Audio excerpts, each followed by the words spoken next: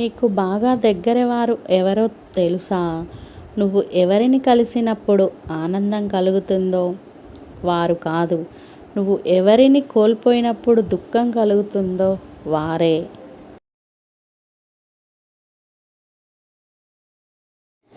పెళ్లి చేయట్లేదని అలిగి సెల్ టవర్ ఎక్కితే మంచి సంబంధం చూసి అర్జెంటుగా పెళ్లి చేశాం.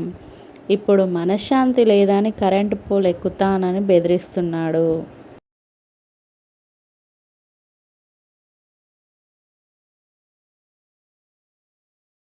అవసరం ఉన్నా లేకున్నా ఒకేలా ఉండడం నేర్చుకోవాలి.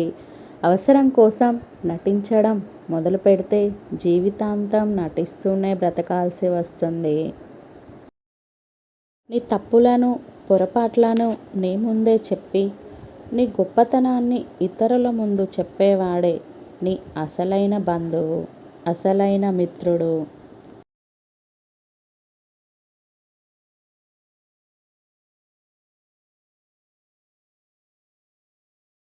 అసూయతో బ్రతికే వారికి సరైన నిద్ర ఉండదు. అహంతో బ్రతికే వారికి సరైన మిత్రులు ఉండరు. అనుమానంతో బ్రతికే వారికి సరైన జీవితమే ఉండదు.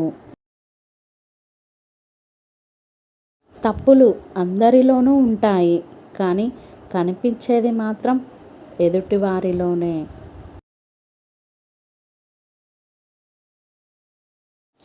మన ఎదురుగానే మాట్లాడేవాడు స్నేహితుడు, నలుగురిలో విమర్శించేవాడు శత్రువు.